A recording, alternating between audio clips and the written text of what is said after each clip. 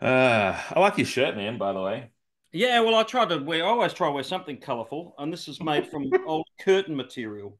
Oh, So, really? yeah, Those yeah.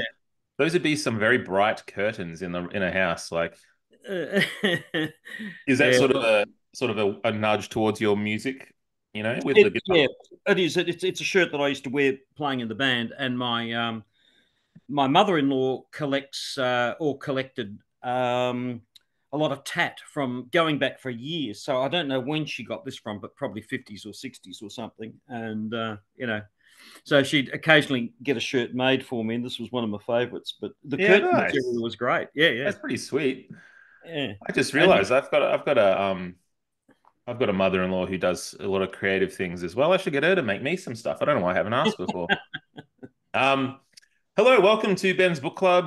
We've got a lot of people coming into chat. We sort of just spend a little bit of time waiting for everyone to come in, but you can see people in the chat doing what is our tradition now, which is to type where you're from, where you're hailing from. It just gives us a bit of a look into, yeah, it's just fun to see the wide-ranging audience we have here.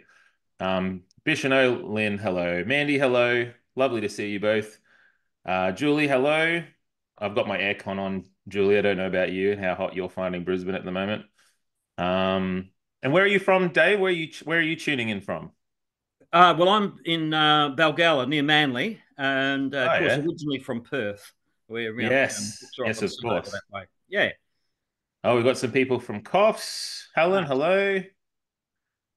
See, look, I told you Ian would be here. See, there's Ian from the UK. Can you see everyone in chat, Dave? Are you able to see that, or Yeah, is it? I am. I'm looking at this going, oh, I saw somebody from the Northern Beaches. I saw a fellow Warner and Castle Hill, where I used to stay with the band, if it's the Sydney one. Oh, Yeah. okay, cool. Moorabach, Melbourne, hello. Carmel, hello. Christy, Penny. It's lovely. I love seeing all you guys.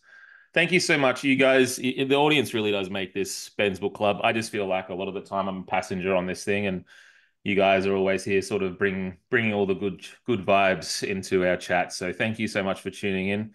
Hey, Judy, of course. Well done getting here, Judy. Appreciate you. Ballarat. I'm going to Ballarat soon on holiday again. I went last year for my book tour, and have to take the kids back. It's going to be like January 2nd or something when we're there. So I'm really afraid it's going to be stinking hot. Oh, Tassie, that's nice to see. Yeah. Yes. Yeah, I love Tasmania. Got friends going there this weekend, actually. Now I am here with the absolutely amazing Dave, and we are here to talk about his awesome book, When It Rains. For those of you who are new to our book, I'm just realizing the shadow is going all over my face. I've got to work on that. For those of you who are new to Ben's Book Club, this this is a signed copy. Dave, can you please describe to us your process in creating such a wonderful little crocodile on the front cover here? Yeah, well, I did notice that the front legs tend to be tiny little things like that, and the back legs go up and big things. So I draw the little beak first, or the mouth Yeah, of the crocodile with the teeth, yeah. and then the little front foot and the big back foot and the tail at the end. So I feel like Dave, like it really represents the care and attention you give to the things you do. So this is a book that we will be sending to an audience member from the book club today. Dave is going to be fielding questions from us all today. I'll be reading them to him and we'll be looking at the chat. But the best question, the one he enjoys the most, he gets to choose whoever the winner is. So at the end of today, make sure you stay around so we can talk to you and sort of find out the winner.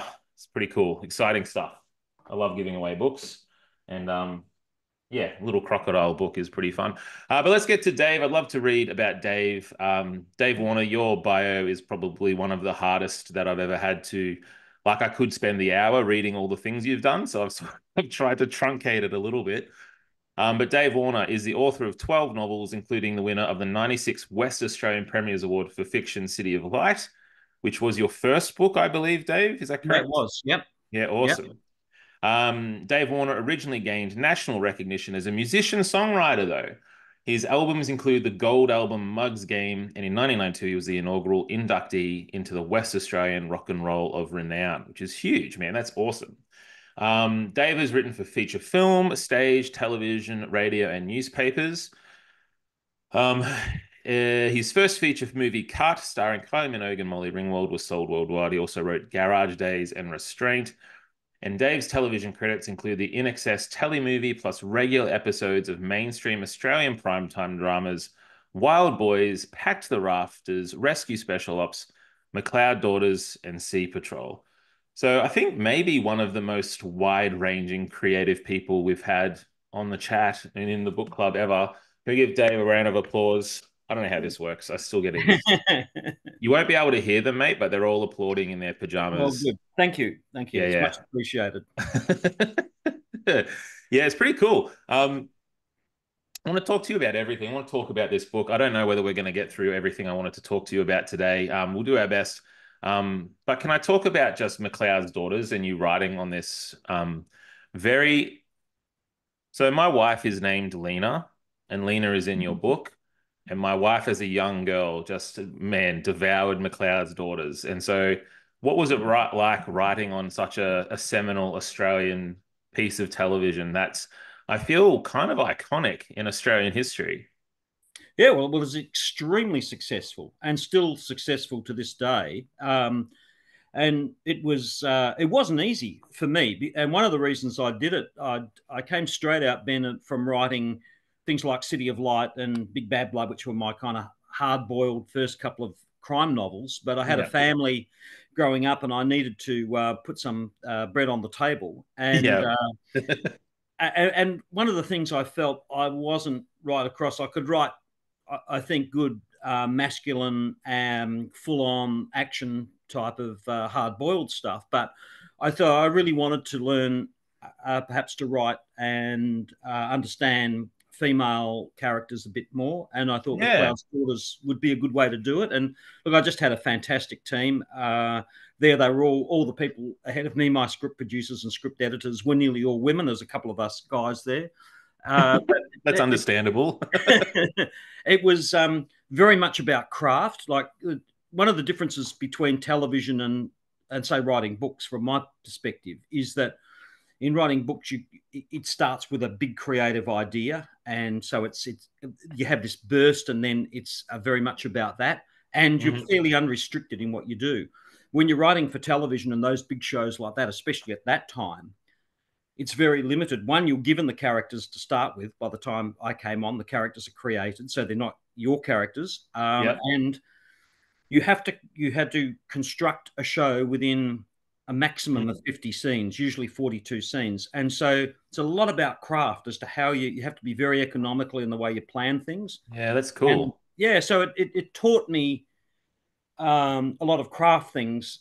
I don't know whether they come through in the books or not. It's hard to say, but certainly for other screen things, they were Yeah, well, important. I imagine anything you do creatively will sort of bleed into the other things you do creatively. Like I imagine, building a garden out in your backyard. Like somehow I do think that sort of the way your brain has to figure out a puzzle, right, and think about things, it sort of does all, they can all blur together. Um, do you think you're really spurred on by like creative challenge? Like you just said, in McLeod's Daughters, I wanted to challenge myself to get to write about female characters, right? Is that sort of why you think that you do have such a wide-ranging creative sort of outlet? Is that because you just really thrive in a sort of a challenging environment? You like to do things that are tough that way? Look, I think that's part of it. I did a one-man show once, which was definitely the most difficult thing I've ever done. I can't believe that. That's That's definitely the hardest thing. yeah. And that was to challenge myself and try to do it. And I did it once. I didn't really want to do it again. It was just too hard. But I think I get bored pretty easily too. Or not so much bored. I won't say that's, but I like to um, keep myself really fresh all the time. So even when I'm writing crime novels, like the longest series of my books is four with the Dan Clement one, which is the When It Rains one. What we're talking And about, yeah. and so even though I've written 12, or I think that's the 13th crime novel, there's the maximum books in a series are four and three, Mm. and there's quite a few standalones, and I don't plan a series once I do it. It's just that if I get a good idea and it excites me, I want to do that idea. And so whether that's a song or whether it's a play, a screenplay, musicals, I like doing play musicals, which are kind of hard to get up, but I just kind of, Yeah. I think that variety excites me, Ben, and Yeah. you know, And do you, because I also have a musician background. I was in a ska punk band in Melbourne called Sounds Like Chicken. I played bass, so I would never do a one man show, mate. Like no one wants to go see a bass player do a one man show unless you're Jaco Pastorius or something like that. Um, but when I was in the band, we used to play some pretty heavy punk, right? And I learned a really important creative lesson, which was I used to play this big 5 string bass. And so then when we would get to that big heavy section where everyone's supposed to mosh around and jump around, I would just go to that low B.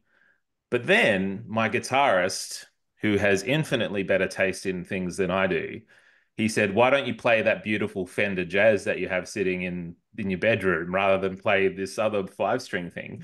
He said, "The tone is way better." And I said, "I won't be able to go down to that bottom low note." And he said, "Oh, well, you'll just have to come up with something different." And I realized later on when I'm writing, like that type of creative restriction actually forced me to be a lot more clever with what I was doing. Like I had to really push myself creatively.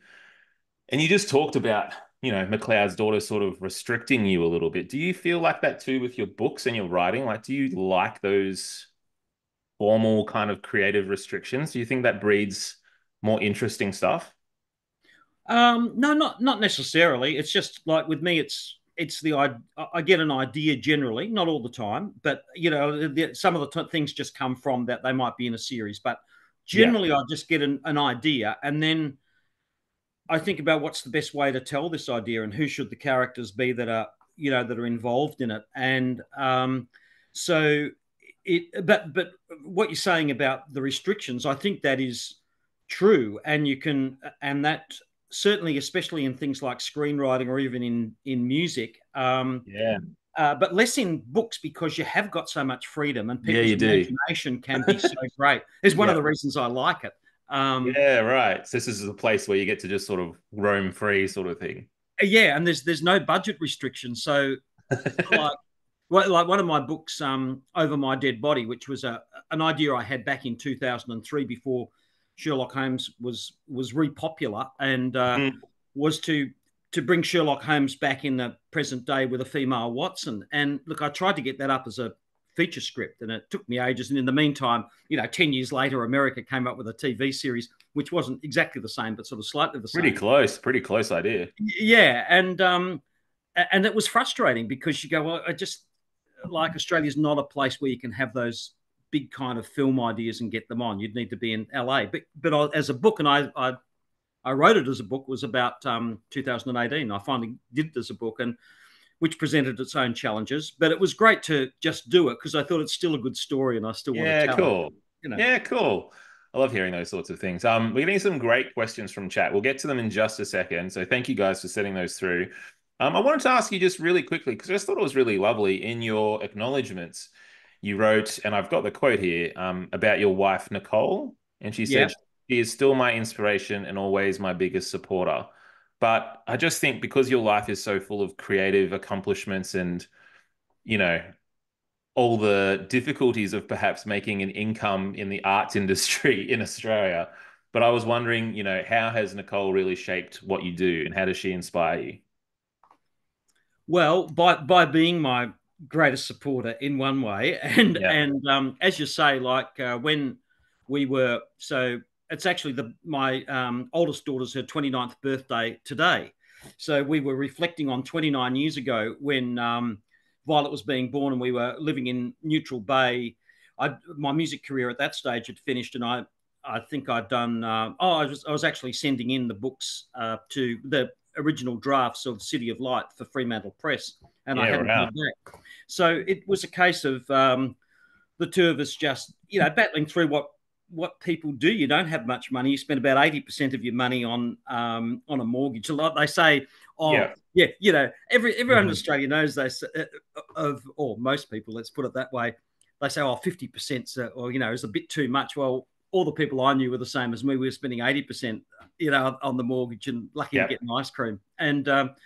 But she's also inspired me because she was a model. She's a great singer, and she had to put that career on hold. We became a very 1950s family when the kids were younger, where I would just work doing whatever it was, writing books, doing karaoke shows, playing some gigs, and she'd be generally cooking and doing the kids and shopping and all that. So we were classic 1950s Yeah, family yeah. in many ways. That reversed a bit as the kids got older, but That's lovely too. Like you can't. They're really her books as well, right? Like she's without her, you wouldn't be able to do them, right? absolutely. And she promotes everything for me Oh, and gets on. So she's that's it's terrific, and and as we were saying before, and this is such a great thing to get feedback because people often say to me, what are the biggest differences between playing music and writing books? yeah, And yeah, you would get this too, I think, Ben. I say, well, look, if I write a new song, for example, uh, or I've got a tour and I go out and play with the band, I know instantly. I'll get, did that song work? Where didn't it work? yeah, With a book, you yeah, don't, you may not know. You may not know for years, and yeah. you might think a book didn't work, or wasn't, it didn't work that well, and then you find out later, no, people really liked it, but you just never kind of got that communication that they were liking it. So. Yeah, yeah. That's funny, man. You're absolutely right. Yeah, like that immediate feedback from an audience is really different. Um, and yeah, this is a place where you can actually get immediate fit. Well, I mean, it's still 2 years removed, but you can get sort of Yeah. immediate feedback. Let's go to some questions from the chat. I'll start with Gordana, who has asked, "What do you love most about writing thrillers, and does it get easier with each new book?" Right. Well, that's a good question. Okay, I like thrillers because I liked reading them. There's something that excites me about them. I like plot, uh, and I think that thrillers give you a chance of plot and character. So Yeah, I like the fact that there's both of those. As a younger person, I read a lot more literary books, which I enjoyed. But as I've got older, I don't know what it is. I tend to have less time for that, less time to immerse myself in things, and yeah, so I enjoy the thrill. Like a lot of people who like thrillers, I like seeing if I can outsmart the main detective or the main protagonist and work things out before they do. mm, And so so that's the first part of the question. Does it get easier? Um, it does sometimes. Like, so there are certain things I think from the first book that I did, City of Light, was completely, I sat down and I started writing at page one. I'd never been to a writing class. I just knew what books I liked.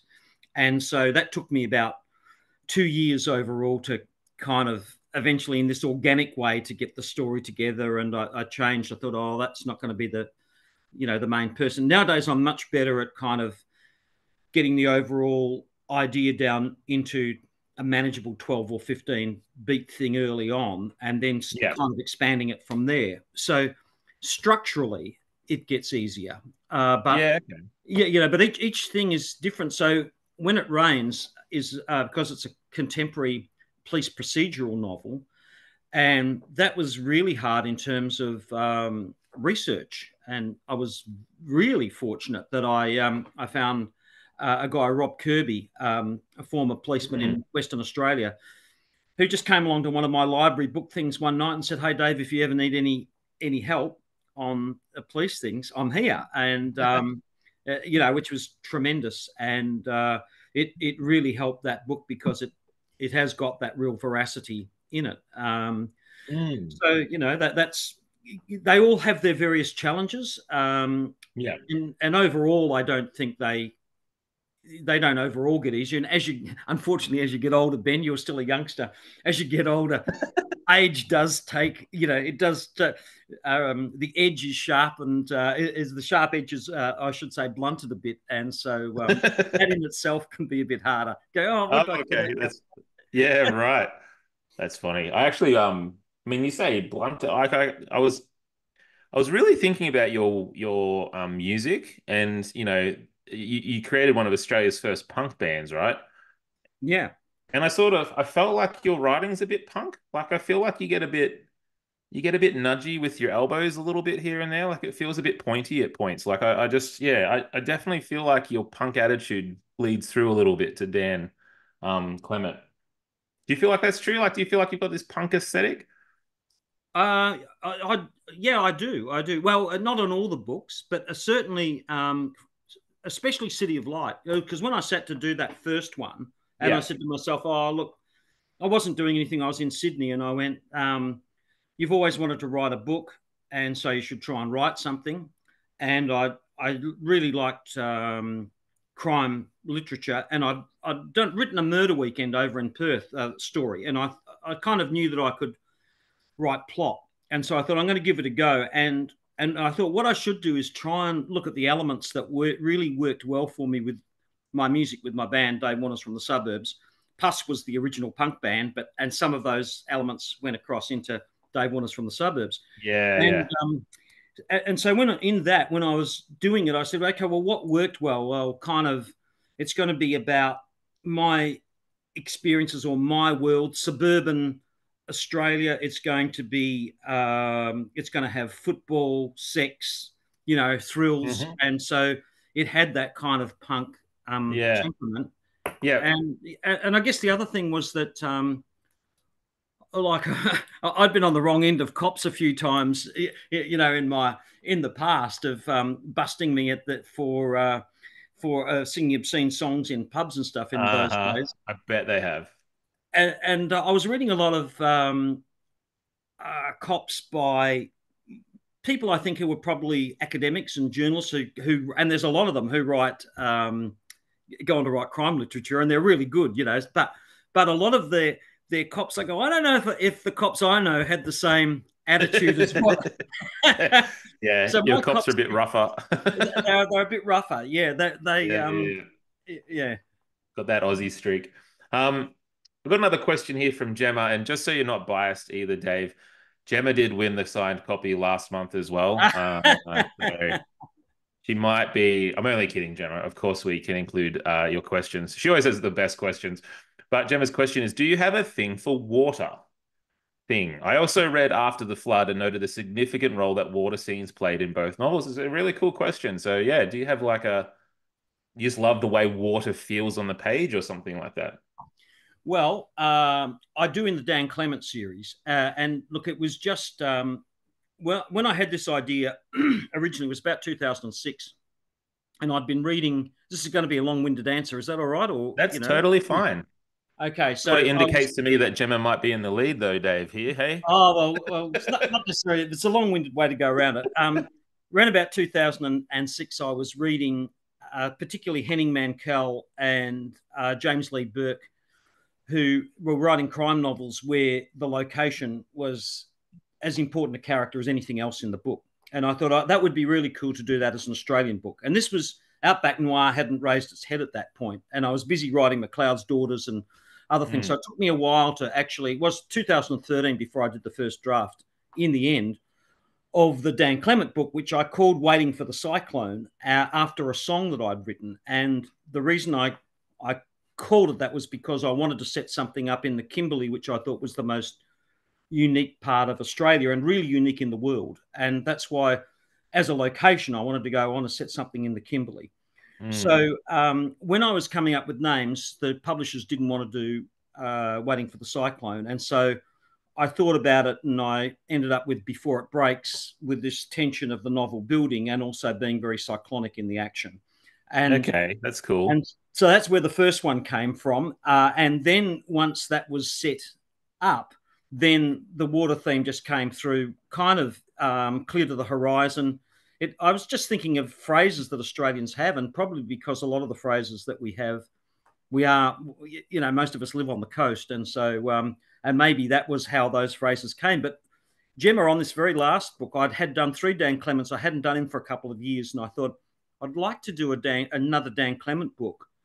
And I was just, feeling I wanted to get back into Kimberley and that little the people that work in his police station, and I thought, well, what's another name? And then what's another sort of saying? And it never rains but it pours came into my head, and so Mhm. then that gave me an idea for the book, which was that there's been it's almost been like a drought of crime, and then Dan wishes there would be some crime, and then all this crime starts happening. So, Yeah. so there was definitely on that last one a kind of a water thing, but there are books like Espresso. One of my early ones was set in the desert, so there's no water in that one, and Yeah. But so Dan's yeah, really water based. You're doing the Captain Planets, right? You've got the fire and you've got the water. You have to get them all in there. yeah. Hero for everyone. Um, I've got another question here. This one is from Julie.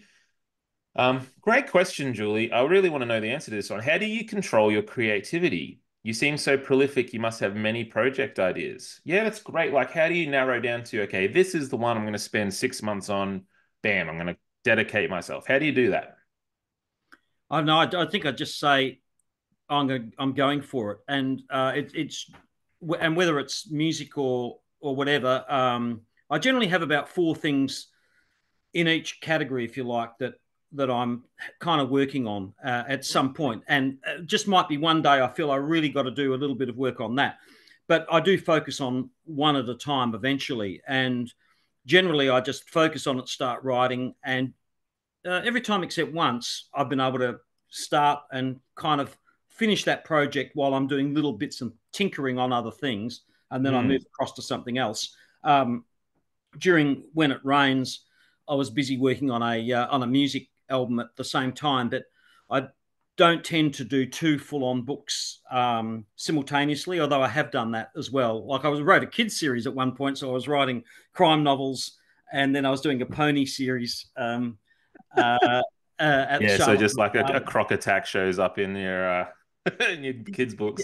Yeah, but for me, it's more like if I was younger and had the energy, I used to be able to write about 9 hours a day, just sit there and write there. And unfortunately, I can only do about four a day now, before I get a bit tired and think, wander off and do some reading or whatever. Yeah, So, you need a nap clock. exactly. So, Julie, yeah, look, I just try, and as soon as it comes up, at some point, I I might often keep ideas for a couple of years before, or even 5 or 6 years before I actually turn around to them and go, no, it's today's the day. But at some point, I Yeah, go, wow. today's the day. And once I make that list of 12 to 15 plot points, say in a book, then that's it. Wow, that's cool. Very organized of you too. I find that kind of structure really difficult. I sort of have to go where I feel and but you're right, like sometimes you'll have an idea and then you'll remember that idea and you're like, oh, now's the time for that one, that one's time to hatch. We've got a question from Ian, all the way from the UK. Ian is our resident carer of the Facebook community group. And just a reminder too, if you're not part of the Facebook group, I'd love for you guys to join up. If you just go to Facebook and type in Ben's Book Club, you'll see a picture of me with a bigger beard, and just click that and join up because we're always chatting in there. It's a really great community. But Ian's question: who is your go-to author for when you actually have time to read? And maybe additionally, do you ever have time to do to do a lot of reading nowadays? Um, you never have enough time to read, but as I say, actually, I haven't been able to concentrate quite so long. As I've got older now, the last couple of years, I've actually read more. Um, my favorite go-to author at the moment is a guy named FX Holden. Tim Slee is Oh, his name. FX Holden's his pen name. Who writes big action thrillers like Tom Clancy, yeah, and cool. yeah, and so he's my go-to author. But apart from that, look, there's so many great crime authors that I like. I'm just Mm. looking up at the shelves there. Joe Nesbo, I will read regularly, but often it's a case of I'm just finishing a book and my daughter or someone will come in and put a book on my desk and I go, oh, okay, well, I'll read that. So she reads a Yeah. lot of Richard Osman or Janet Ivanovic. So they get read even if they're not my first choice. But Yeah, right. It's yeah, pretty FX wide-ranging. There was a question here too. I don't know. See if I can find where that question was. Yeah, so this is from Jay McDougall. And then, on this topic as well. Do you actually read any sort of Aussie crime? And why do you think it's very popular at the moment? Like we sort of saw the rise of that with The Dry, but what is it about Aussie crime writing, do you think, that makes it pretty appealing nowadays? Well, it's varied and it's good. I do read Aussie crime. I read virtually all my Fremantle Press mates because we've got quite a big crime stable. For people who haven't tried, we West Australian. I call myself a West Australian even though I live in Sydney. There's some great writers there. David Wish Wilson, Yeah, Alan Carter. Um, God, just trying to just gone blank for a second. yeah, right. But there's a ton that there's my editor Georgia Richter has kind of assembled this stable of about Yeah, 12 or Alexander Thorpe, who writes mystery things. Which reminded me, I meant to say, Ian, that I still love Agatha Christie, and sometimes I will still go, I'll read a Nesbo, all these hard asked authors, and then I'll go Henning Mankell, and then I'll go, oh no, I'm going to go back and just read an Agatha Christie, and even though I've read them, 20 times. But there's some, look, Fremantle Press has tons of great Australian authors. I read the Benjamin Stevenson thing when I got 5 minutes, and the first one, and really loved that. So I was I going do to say read. the Agatha Christie thing. I don't know whether you read his new one, but I just I chatted with him recently. His new one is Agatha Christie. Like he even got the length of her books, and he's got like this shorter sort of rollicking, cozy crime sort of thing, mystery. It's so good. Oh, good. Well, we might be in competition then because the next one my next book is going to be an Agatha Christie style one. One of the first things that I Nice. wrote, and was supposed to was going to come out next year, but they put it back a year. But that's set in 1929, Golden Age Agatha Christie style thing. So Yeah, yeah, and nice. again, like you said before, I like variety, and so can't help myself. Yeah. Fremantle Press does do some exceptional work. I was really lucky enough to be part of one of their collections on a songwriter. I don't know whether you've seen those. I mean, Yeah, you're a musician, yeah. yeah. Which So one it's did you do, Ben? the Nick Cave one. Ah, yeah, yeah. Yeah. I wrote on a song called Cannibal's Hymn, but it was so they're very, very collaborative, I found, and just very, very encouraging. So yeah, check out Fremantle Press. Check out their all their talent because they do have a lot of people there. Um, sorry, I'm just going through the chat. Man, you guys are so good with it. I don't know whether it's because of the wonderful book offer here, but I mean, we've also always got some really good questions. This is one from Mandy, which I love because I actually had a question similar to it. Let me see if I can find my question here. Yeah. So sorry, I'll say this very quickly. We are a book club. I like to say this, Dave, because I want to just give a bit of a headline. We do talk about spoilers occasionally. In theory, everyone who's in the chat has read the book. This is probably one of the only times that you'll be interviewed about your book where we can talk about that sort of thing. I won't get into anything so far, but Mandy's question was, how do you keep track of all your red herrings? Because you do have to kind of pay them off. And do you go back in and add them later? And my question was, I actually fell for all of the red herrings in this book. So yeah, how do you track them? How do you put them in? How do you know to lead us off? This sort of like a magic trick, right? You're sort of waving this hand Yeah. while this hand does something else. Like, how do you think about it? Look, I love red herrings, and I think it goes back to the first time when I started to read Agatha Christie books. So I just had a break from the band in 1980. We were playing about 4 years solid, not a day's break, and I went to Greece and grabbed some books from the book stand in. I was on Crete, Aos Nikolaos, and I started to read these books. It was a sort of miserable day, and Agatha Christie books. And I read two in the first day or so, and then started to read. They were about 6 books. I read them all, and I just found naturally in my brain as I was. By the time I got to about the fifth or sixth book, I was thinking, "Oh, how does she do it? How is this working?" And so I kind of naturally, I don't know, that I naturally looked for the mechanics of that. And Agatha Christie is one of the great red herring people, and and there are others. So it's just something that I'm always alert to when I was reading other novelists, I guess. And so as I'm going through the book, these things occur to me, and I'll get through and I'll write the book. Generally, one of the things that I change, and I'm not worried about changing, is the ending. And so, for example, Mm. I think one of the which one was it? River of Salt, one of my books. I got to it and I went, I think that's a bit too predictable. I think that that's too many people are going to. So I changed it, and then I went through that one, and I went, nah, I'm not convinced about that one either. So I actually changed. I think 4 times in the end. Yeah. And as you change the ending, it means you then have to change the red herrings. But it is one of the aspects of it that I find just happens quite naturally with me, and I think it's because of Mm. a lot more so than research, which I find a lot harder. But Yeah, I think it's just because yeah. I've read so many books and so many um, books with the sleight Mm. of hand and the red herrings and the surprises. Yeah, Yeah, right. That's a cool answer. I like that too. Reading is research, right? It's just research for yeah, stories. Um, Penny's got a great question. I'm going to read it out in full because I think it's really cool. And I had a similar one as well. But Penny has asked, so Penny has said, having previously read Summer of Blood, I was looking forward to this book. It did not disappoint and kept the trail going right to the end. I quickly read City of Light last week, and after recently being Perth, enjoyed the scenic representation. So this is just a lot of compliments for you, Dave. So I feel like Penny's in the lead for this book here. Just about to start before it breaks and meet Dan Clement at the start of his journey.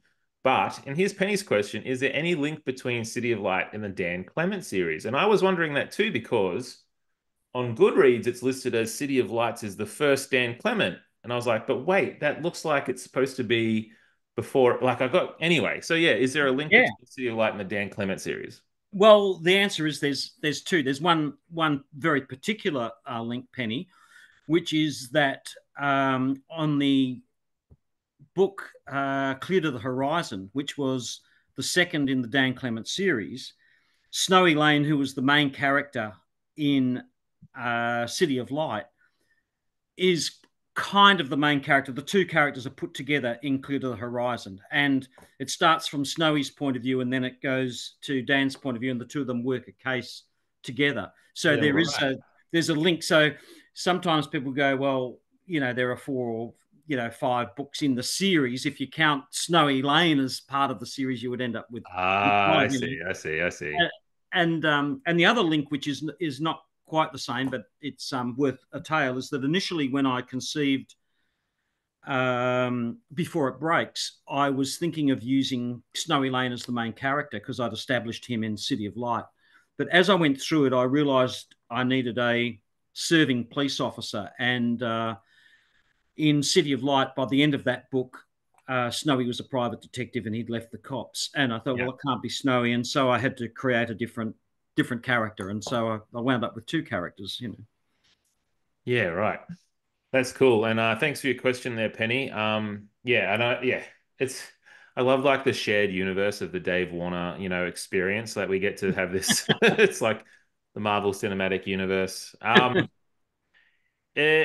Sorry, I'm just trying to find my place, man. You guys with your questions tonight, they're so good. Um, I love this question from Helen. Further to Ruth's question, are the crime ideas from true stories or your imagination? And so Helen specifically lists the gruesome crucifixion or being tied up for a crocodile meal. So are these, yeah, like are these just coming out of Dave Warner's deeply disturbed mind, or where are you getting these ideas from? Yeah, totally deeply disturbed mind, because I often think, it's not all the time. Some of my books start differently, but I do think it's not a bad thing sometimes with a crime thriller to have a fairly horrendous and gruesome death at the beginning of Mm, some sort. And and those two in particular were ones that I thought, how could I do it? I wanted to. I'd been up to Kununurra the first time I'd visited it, where When It Rains is set right up on the border of Western Australia near Darwin, around Lake Argyle, and there's lots of big crocs up around that way. yeah, for sure. And I thought, I'd like to do have had crocodiles in the things before, but I'd like to make the crocodile a bit more front and center for this book, and so that one was there. But I mean, one of the things that I don't use true crime at all, other than I did City of Light in October 1995. That came out, which is quite a long time ago now. So I'm one of the only ones still standing from that era. And in that book, I had 3 and I used in that book, I had used real iconic real crimes from Western Australian history because I really liked the way that James Ellroy had used iconic Los Angeles crimes and then Yeah. created fictional. And I thought I want to do that, so I took some of the big Perth West Australian crimes. Eric Edgar Cook, who was a spree killer in the 1960s, the Shirley Finn murder, which believed to have been killed by cops, and her body found on the side of the freeway. And then there was a serial killing from the David Burney couple, Mm. and I kind of used those and to create one big story, and I used those as kind of springboards, not those particular crimes, but crimes that pretty much you could go, okay, well that's the kind of touchstone for the crime that I Sure. created. Yeah. Yeah. And what happened was that came out in October 1995, and then in January 1990, and I had three young women being abducted and killed from Perth suburb of Nedlands, and where the university was really around there. And then 3 months later, the first of the Clermont serial killer victims actually in real life disappeared in January 1996, Oh, five wow. minutes away, 5 minutes away from where I'd set mine. So there were all these things. That's Um, creepy. yeah, yeah, it was. It has the killer read the Dave Warner book, and but Yeah. it gets better than that, Ben. So I had the killer read the Dave Warner book and all this stuff, right? Yeah. Yeah. So for a while, I didn't want to, and I thought, is that possible? And I was over in Sydney by then, and I thought, is it possible? You know what? That would be terrible. And so I didn't do hard boiled for a while. Instead, I did my Lizard Zerk novels, which were much more kind of fun, kind of whodunit, rock and roll guitarist, fun sort of Sherlock Holmes character. And then I was doing all the TV stuff. I was doing Dan Clement, and 2018, I got a 2016, got a knock on my door here in Sydney, and I opened the door, and there was two guys in suits there, and I thought that they might be religious people selling me, books or something, Sure. and they Yeah. said, "Are you David Warner?" And I said, "Yes, yes." And they said, "Well, we're detectives from the cold case crime squad in Perth. Whoa. Have you heard of the Claremont serial killing?" And I said, "Oh, yeah, of course I have." And they said, "Well, a number of people have named you as a suspect. So can we, Whoa. yeah, can we come in and interview?" So they came in and interviewed me very professionally. They said, "Oh, you're low down on the list," which they probably said to everyone. But I gave them a DNA sample and did all of that. And then I'd been kind of deliberately not doing, I thought it was the perfect crime for Snowy Lane to try and solve. And I'd been deliberately not following that because it was just too real and too close to people. And then, but when they went, I thought, this is like this crime is following me. So Clear to the Horizon is actually kind of based around that, that idea. And Snowy Lane actually goes to solve the case that he hasn't been able to solve for 20 years.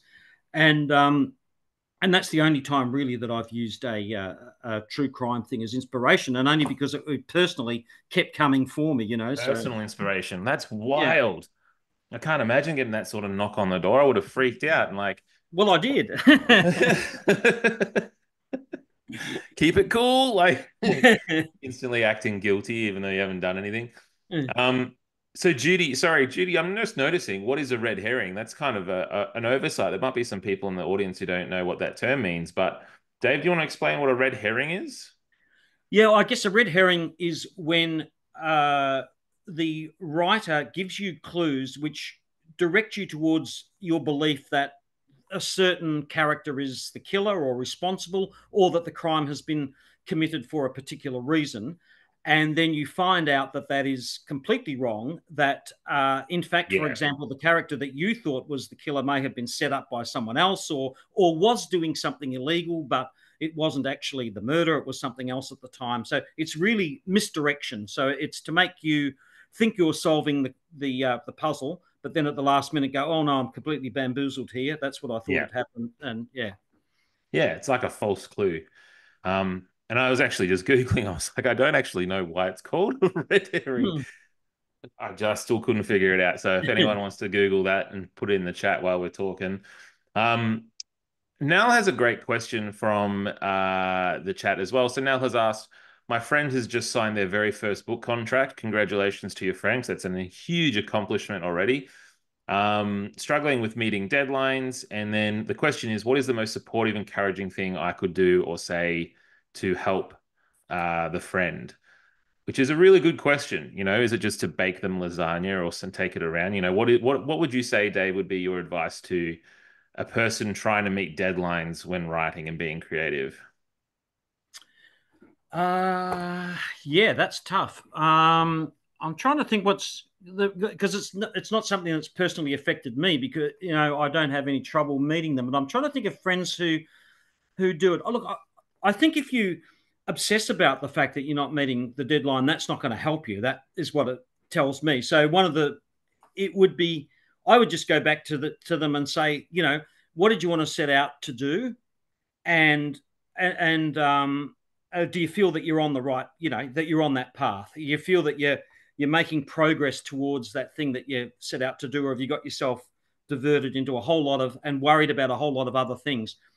I certainly have always said to my friends when they've got ideas for screenplays and stuff, I think it's a really good idea to get it written down, even if you think it might be crappy. Just get the idea down because Mm, 90% of the people that you ever show it to are not going to worry about anything more than the basic idea. Does it grab them or not? And then then there are methods and editors who can help you make that better. But a lot of people can waste a lot of time trying to get everything perfect in an early stage, and I think that can be a bit soul destroying. So I think baking lasagna is a great idea, mm. or whatever they like to do, and just encourage them. Just say, look, just go back to what you wanted to do, and don't get too worried about the detail. And Yeah. I'm thinking crime writing. People can get hung up about, is this what would happen with the police? Is this what you would do? And you go, well, don't worry about that yet. Just get the story down, and then Yeah. worry about it. You can go back and fix it. I actually often think about it too, like, because I was a bass player, so I wasn't writing songs. I was writing bass lines to, the guitarist would come up with something, but we'd often just get it up on its feet and jam on it for a while and just sort of try to figure it out as we went and felt it and just it's okay Yeah, for it to be messy and gross for a little bit. You can kind of always whip it into yeah, shape. Um, I don't know whether you're reading the chat, but we now have three different explanations for the red herring. It's always the same. It's actually pretty interesting. The origin of the term seems to be an article written by English journalist William Corbett in 1807, described a story from his childhood in which he uses a red herring to distract a dog from finding the scent of a hare. So to throw a dog off the scent. Isn't that cool? yeah. That's really cool.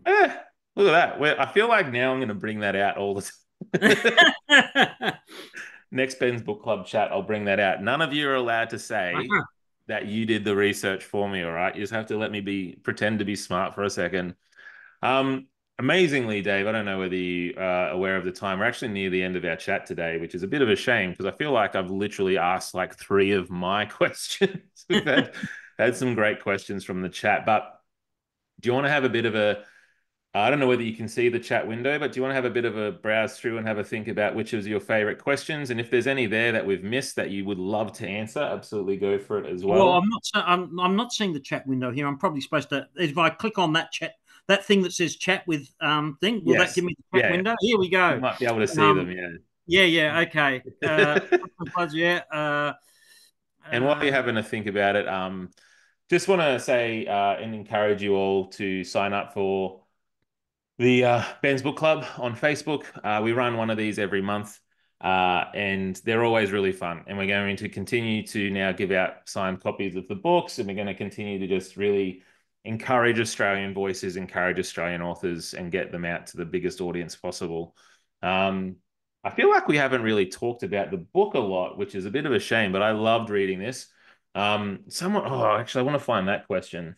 Who was I've got it? a question here though, Ben. Oh, Which like you found your favorite one, you reckon? Go Well, ahead. no, not my favourite one, but I thought you want to necessarily, but go just a ahead. question that was, have you ever written a book especially for one of your children? And Oh, that's cute. I did kind of write that series of the talking horse for my two daughters. At that stage, they were about 10 and 7. And I did 3 series, Charlotte and the Starlet, and it's a talking Hollywood horse who gets kidnapped and sent to a riding school, and she's and the outcast outback girl who's there with all the toffee nosed girls. They have to join forces together. So Oh, that's cute.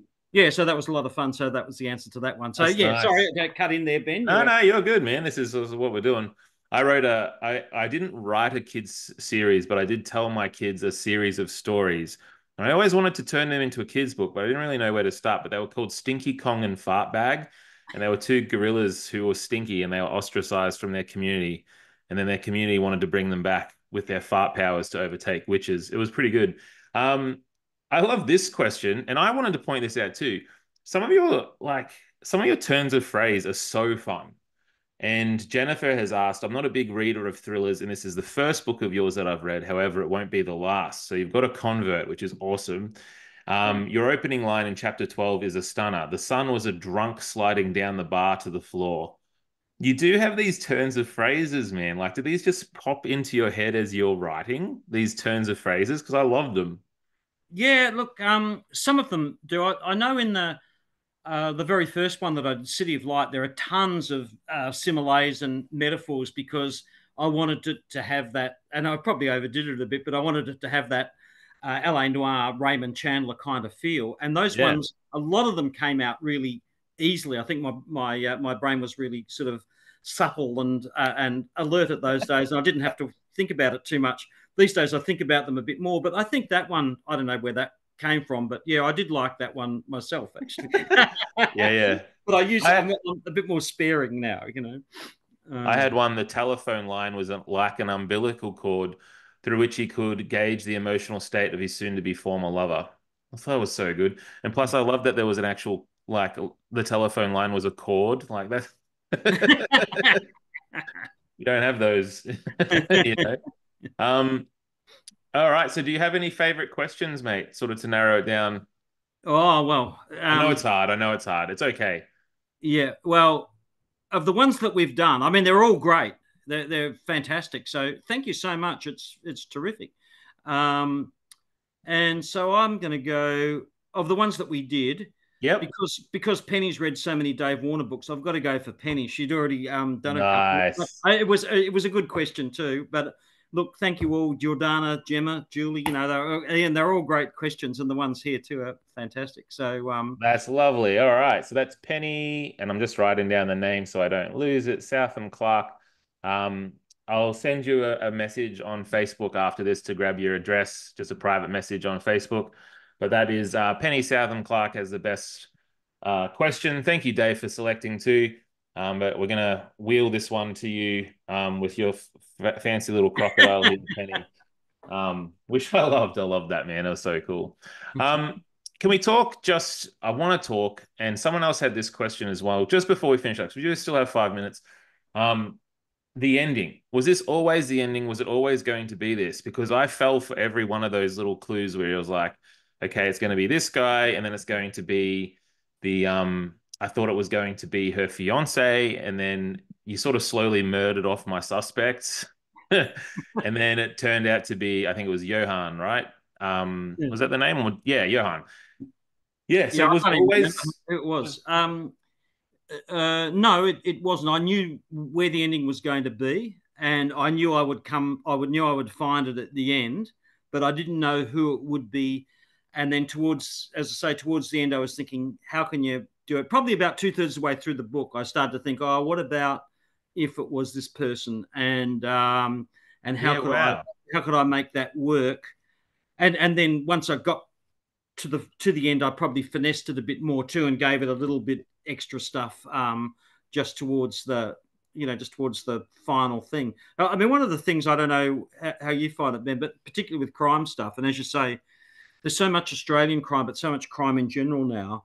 Hmm. It can be hard to not just repeat something that's become really obvious with all the TV shows and Yeah, 100%. so it's really tricky. And for example, so many times the main characters are in jeopardy. So I'm always thinking, I don't know, like I've usually don't do that in my books. I've had one or two times when my characters have been in real jeopardy, but that's the sort of stuff that I have to consider as well. And I'm sure Yeah. other authors out there are thinking the same thing. Oh, can I really do that because someone else, Someone else did that. Yeah, you do. It's a challenge to be it's a challenge to be original. I think for you, man, like with when I was reading your book, I think the thing that stood out the most to me is the most original thing is the voice. Like I feel like your voice and your style of writing is just very particular and it's very yeah, it almost feels staccato sometimes. Like it almost feels very like it's very elegant. It's hard to describe, I guess. I guess it just feels punk rock to me. It just feels like he's just got the hard edge and Well, I it's think just certainly that the two Big Bad Blood and Summer of Blood, they're very staccato and very punk. I think yeah, right. those ones, they're quite aggressive, quite muscular, and there's no they're all very Yeah. few pretty frills. But But this one does have that softer edge as well with the relationship with Lena especially, which yeah, I loved. Like it felt it was really cool to see in a detective novel. Again, doing the thing that's most ordinary is to have him married to his job and his relationship is struggling and he's an alcoholic, but you didn't do that. You had him like really settling into loving and finding being vulnerable. It was kind of cool, man, that you had that yeah. juxtaposed with all the action. Yeah, I don't know. I guess that's more No, compliment. good. I'm glad, Ben, because I often say, oh, it worries me that the only adjusted cops I see on TV are Midsummer Murders. The ones that everyone else is just says they're an alcoholic or they're a sex addict or Yeah. They've always got a thing. Yeah. yeah, yeah. Yeah. Yeah. Yeah, so I really enjoyed like it's actually nice to have a detective. Danuka Mackenzie does that too, where it's actually like there's nice relationships sort of. Oh, great. I guess that's, you've got your Lena and your wife, right, with Nicole, like she's the one who supports you. Yeah. We're about out of time, but I was wondering what we can expect from you next, mate. Like what are we looking forward to? Is there another Dan Clement? What are we looking forward to? Yeah. Well, the next thing that is done and that will come out is with Fremantle Press in 2026 is this Agatha Christie style set in 1929 Of in England. It's course. classic. I've really tried to do Golden Age Agatha. I love the modern takes on them that we've seen with, Knives Out and the Benjamin Stevenson things. But I Yeah. wanted to do a classic 1929 as if Agatha might have done it herself with one change, and that is that the detective is an Australian. And I love it. so he's there in England. So that's definitely coming out. In the meantime, I'm working right at the moment on that book Espresso that I did, which is much more an Elmore Leonard kind of thing, the one that was set in Kalgoorlie, where all these little plot points come together. I'm working on a follow up to that Double Espresso, and Wow. Oh, good and title too. and a few other bits and pieces, and music, of course, as well. So I've got a couple of Christmas songs out just for just to keep it going. Jeez. Bloody prolific. Putting me to shame, man. I'm doing one book. I just Yeah, but you printed got a my couple of one book basses. out. You Sorry? got you got the 5 string bass and the Mate, Fender. I stopped playing. Like I'm a bass player. I need a band. Like I can't do it on my own. And I moved up here, I left my band. I miss it. I miss playing music sometimes, eh? Yeah.